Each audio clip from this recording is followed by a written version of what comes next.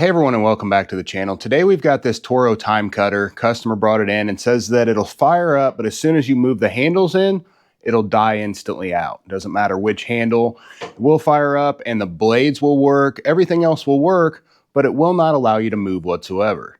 We're going to go over the full diagnostics and repair to get this thing back taken care of. If you have the same or a similar issue on your Toro TimeCutter, this is the My Ride system version, but it does apply to any of them that have the electronic brake instead of the manual parking brake. Don't forget to hit that like and subscribe button as we go along if you enjoy the content.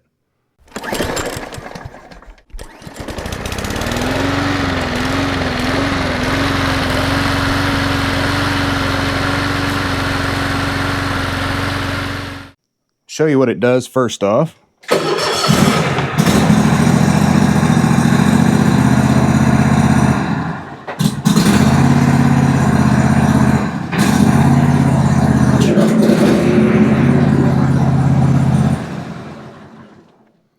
Everything works except for it will not move. As soon as you move either the arms in, it dies, as I said.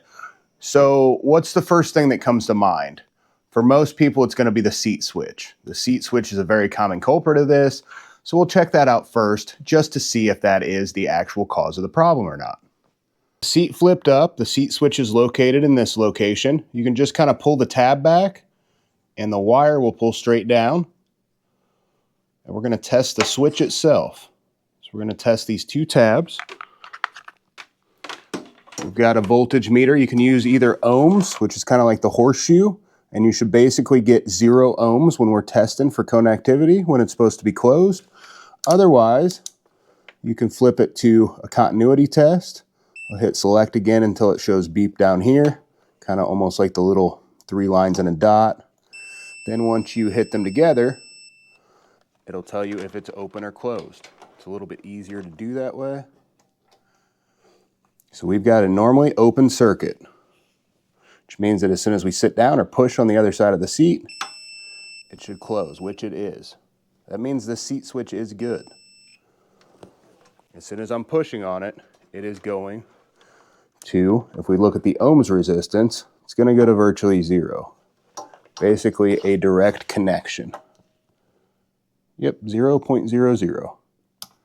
Seat switch is good. You can test that with any kind of meter. You can also actually test that, in this case, by jumping these 2 wires, just for general purpose testing.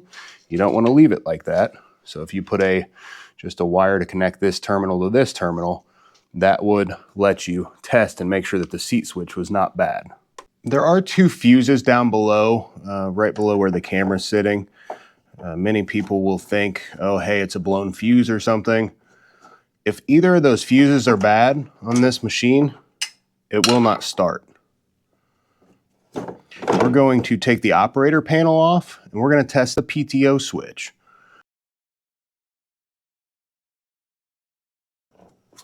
We're just going to unplug it. Plug pulls straight out, and then we're going to pinch both ends and push it through so we can get a little better view for testing. So there's 2 tabs on each side.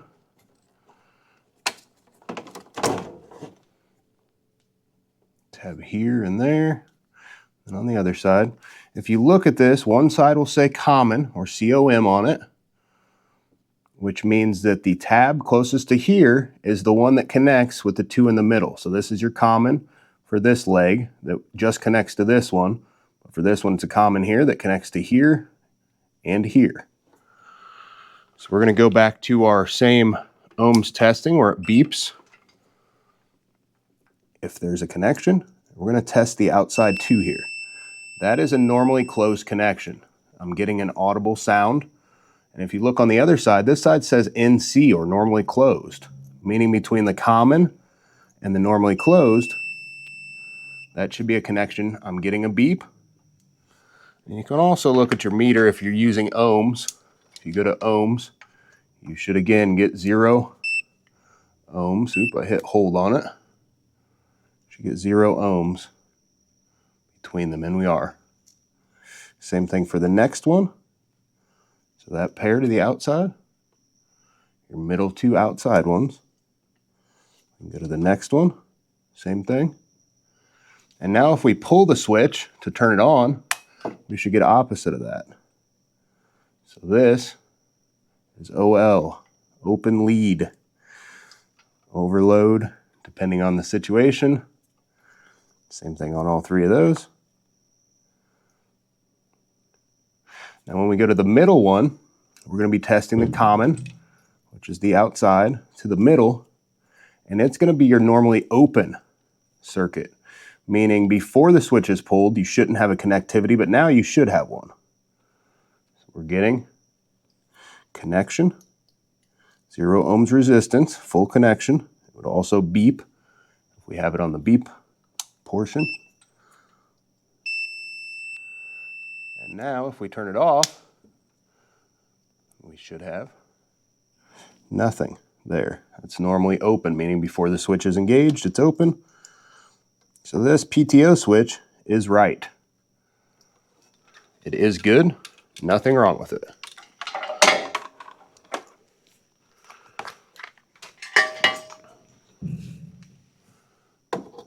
Put it back in. And you don't have to take it actually out of here if you don't want, unless you're replacing it.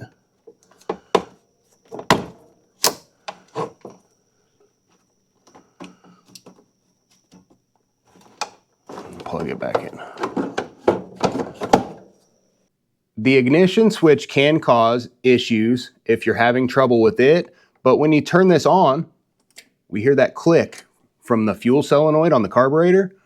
We know the ignition is sending power through to the mower. The fuses are good. You can test those also. There's 2 directly down in here. But in this case, everything starts, the blades and everything work. We know that the case isn't a bad fuse. It isn't that there's not voltage getting to the mower. It's essentially a safety switch issue. Well, there's only 2 safety switches on this that would cause it. The arm switches only have 2 wires. We know both of them is working because when you pull each in, it dies out. And when you put it back out, it stays running. We know all of that is good. There's only one thing left on this entire mower besides bad wiring that can cause it.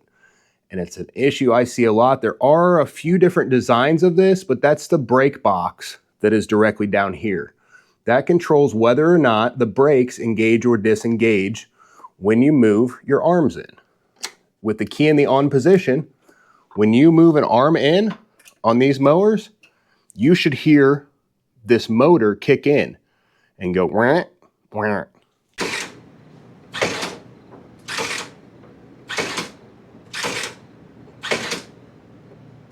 I hear a click, but I don't hear any movement out of the box.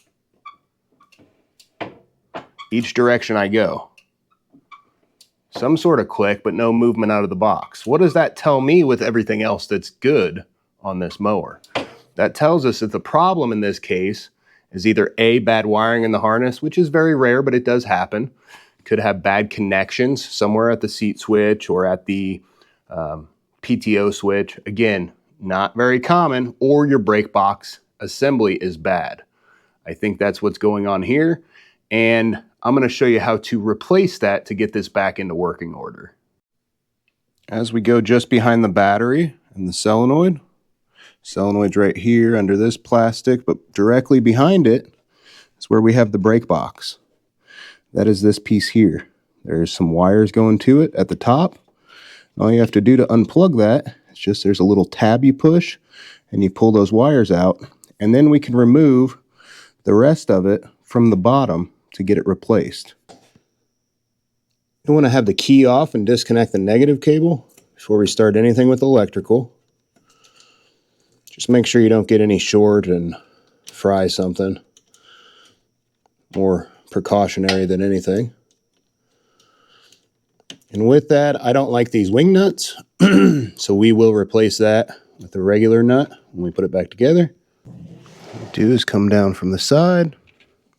We're just going to push right on the top. We'll pull the harness straight out. That tab's got to be pushed though to pull it out. There we are. Harness is free.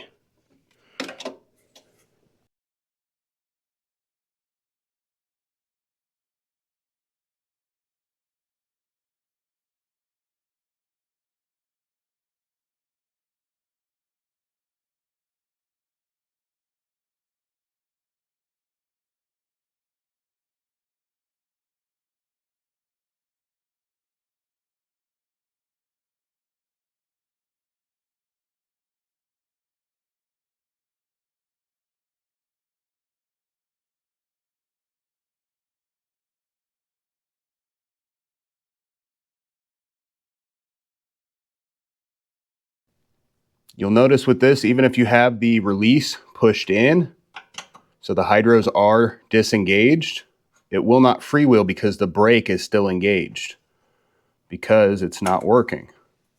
So you'll need to manually release that if you want to push this to a location where you can work on it. I've got it jacked up just a little bit in back, and I'm going to take the wheel off just so I can give you a better view. To release the brake so this freewheels, all you've got to do is pull the pins out. Take the washer off, and then pull this rod and allow it to go forward. And that takes the brake completely off. There's two of them, one on each side. Other side there.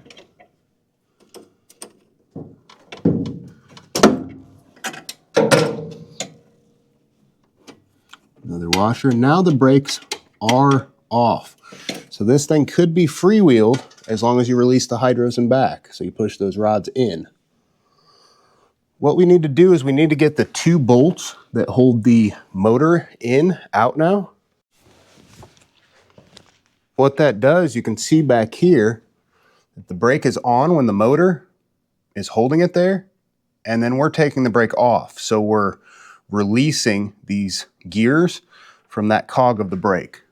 Brake on, brake off. Just take these two 3/8 bolts out.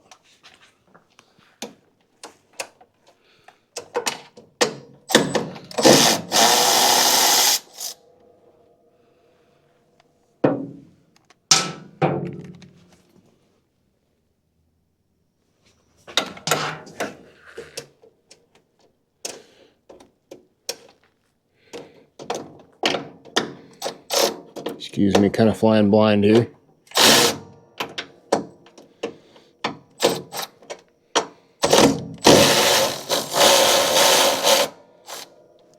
And the whole thing is out.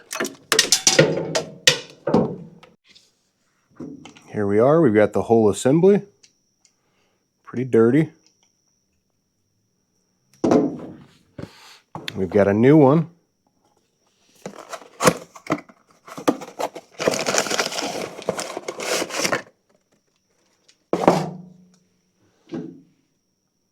It is the same.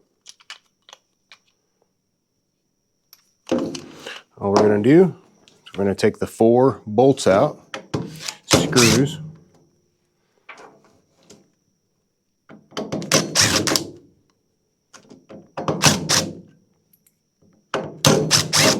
They are all the same size. Take it right off of this one. Yeah, good old amount of stuff in there. I'm going to put it right over on top of the other side. Clean that up a little bit.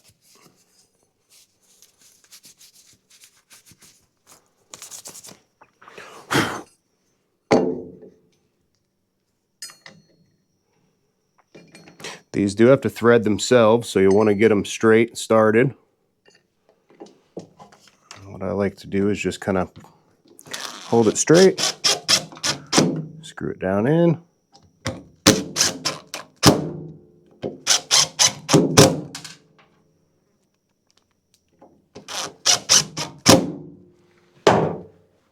Now we're ready to put this one back on. This does have a cap or a cover over it. I'm going to leave that on for now so we don't get any debris in it while we're reinstalling. Put this other one right back up in there.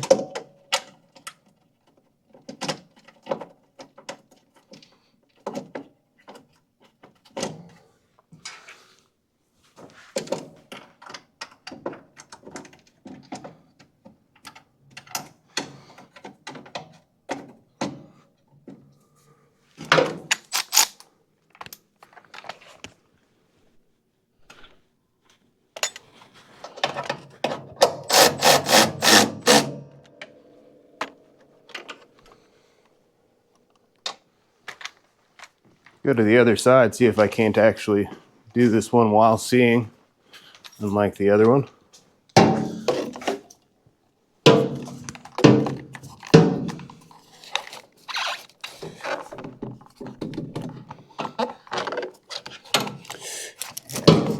Camera's kind of in the way on that side.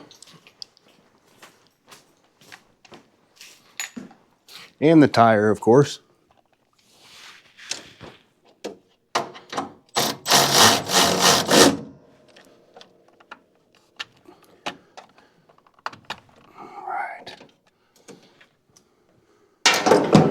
Then we just want to get our rods back up, and then we'll go on the outside of the belt on each side. Put a washer on each one. Then your pin back through.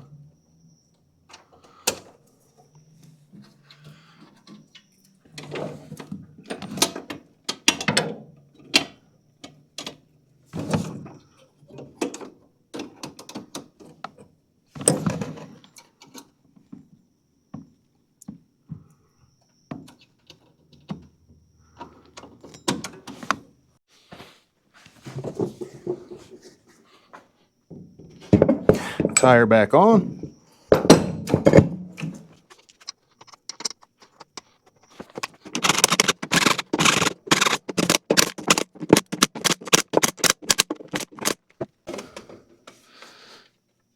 And take our plastic off. Then we're going to plug it in.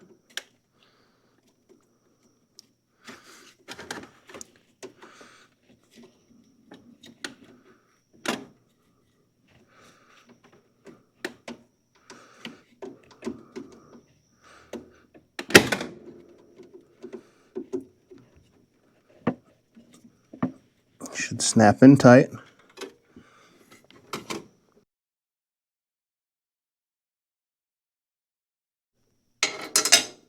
Get our negative hook back up.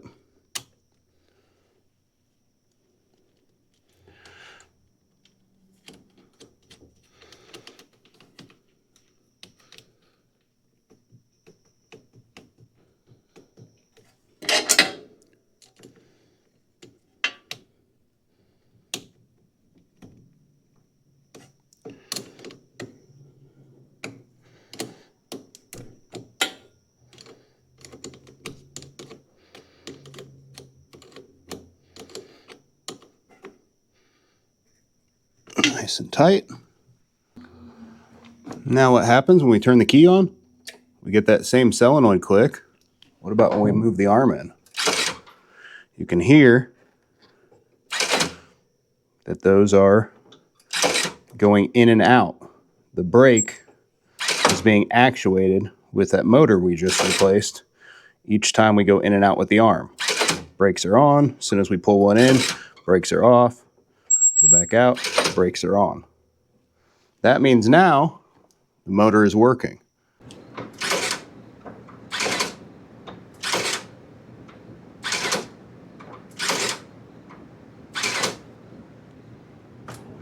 So we've shown the brake works, but what does that do for us if it won't move?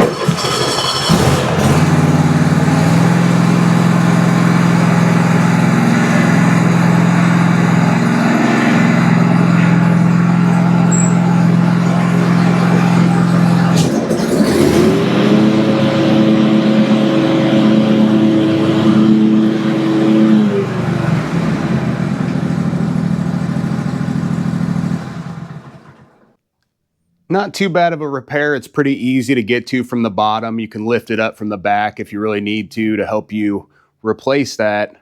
Just the 2 bolts and the 2 clips holding it on. Just 1 wiring harness to plug in. Nothing big as long as you know what you're looking for. But this issue, many times people can't trace it down because there's not a real easy way to test that brake box.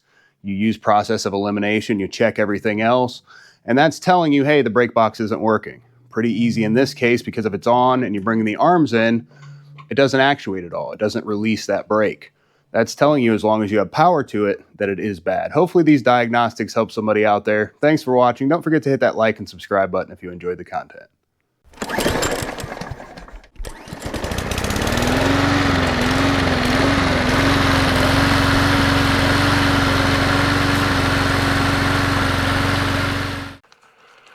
To test our ignition switch, I'm going to just hook up the black lead to the negative on the battery. I've got one of the solenoid wires also unhooked, just so I can show you exactly what this does without it trying to start. With the ignition in the off position, if we test to the red wire, we're going to be on volts DC with our meter. If we test to the red wire back to the negative on the battery, we should be at battery voltage. 12.38 is what we've got here, 12.39. No other terminal should have any voltage on it. You test any of these. None of these should be grounded. That's not how the ignition kills the mower in this electrical system. With the ignition to on, if we go to our terminals, we'll still have it on the red. We'll also have it on the orange. And we'll also have it on the pink. We should be getting full battery voltage to all three of those. Your blue should have nothing right now. Nothing to it. And when we turn the key to start it, like you're trying to start the machine with the arms out and everything, PTO off, you should get full battery voltage to the blue. This works a little bit different than most because it doesn't actually have a kill circuit on the ignition itself. Most have a wire going here that will be grounded out when the ignition's off. This one works different because that brake box actually controls all that. When voltage is cut, it kills both the fuel solenoid on the engine and it's going to kill the spark for the engine. This ignition switch is good.